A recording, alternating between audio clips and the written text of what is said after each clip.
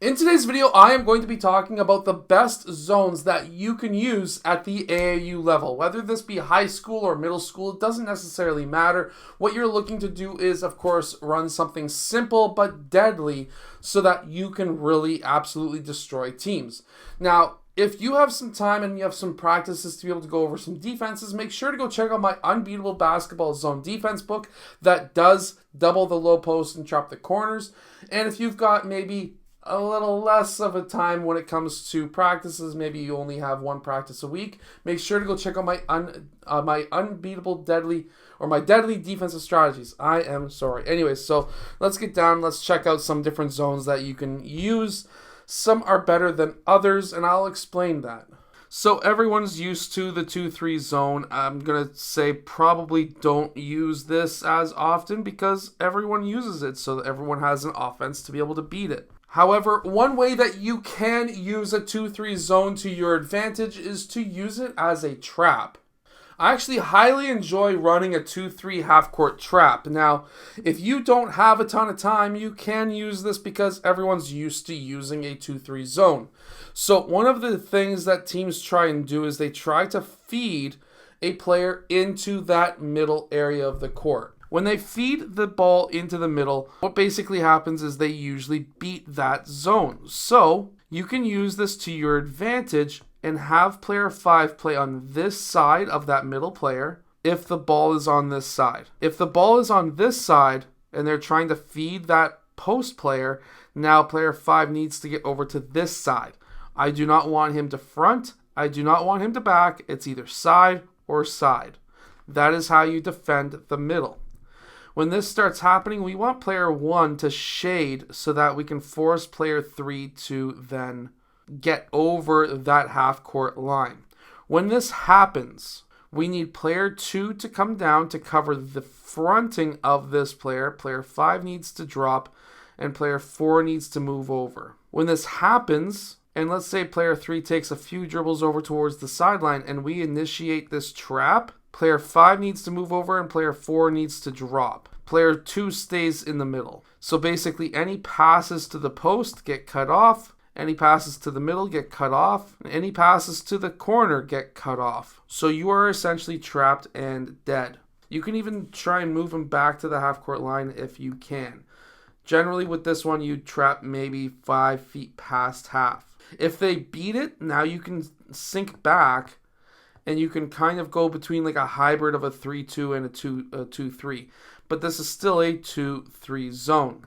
Anytime that this ball goes to sideline, let's say they can reverse it back out. Well, now we just want to try and cut off middle, and we can start moving our guys around so they're still back into their 2-3 zone. Another deadly zone would be a 2-3 that's in the half court that only allows one player out on the perimeter at a time. So when this happens, player 3 moves out until player 1 gets there and player 3 goes back. Player 2 covers that high post. And it goes like this. Basically, you're basically keeping 3 players in the key at all times. A player over here is allowed out because now he's staying close to the perimeter. Player 2, because he's on the elbow, is close to the perimeter.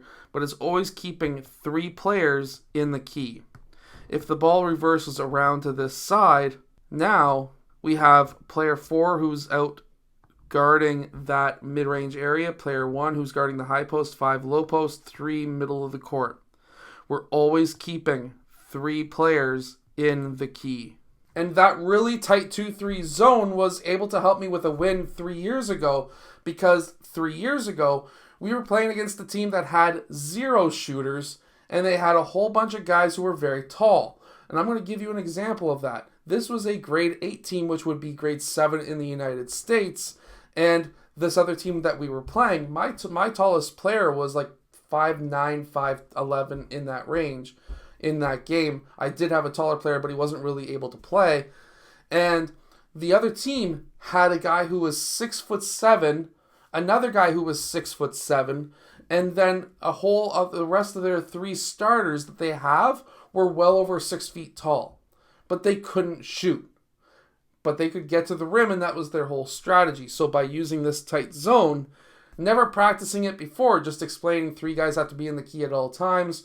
We have 2 guys out of the key, 1 on ball, 1 playing gap. And by explaining it that way. This zone absolutely shut them down. They were just destroying everyone in our pool by 80 plus points. Even teams that we only beat by 5 points, they blew out. So I knew it was going to be a tough game. We ended up only losing by 7.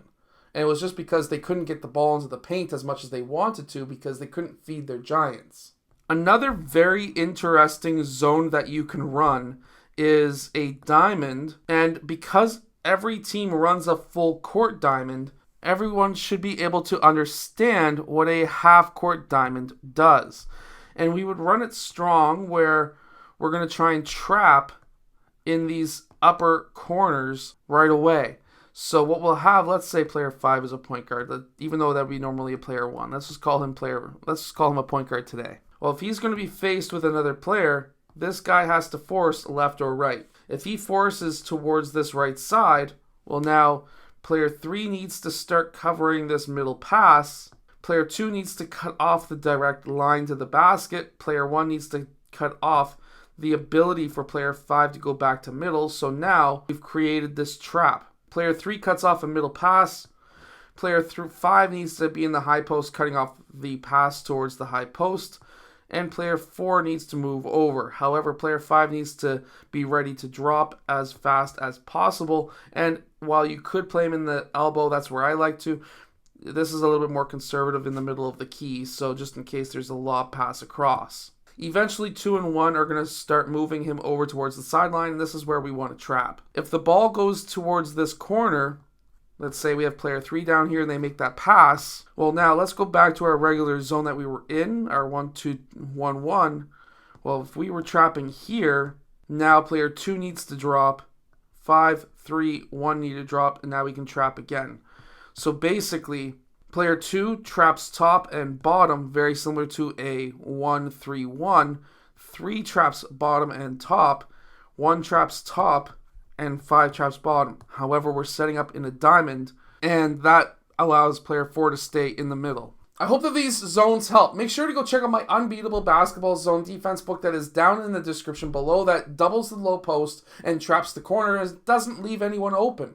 And make sure to go check out my deadly defensive strategies that are also down there as well. I'll see you guys again in my next video.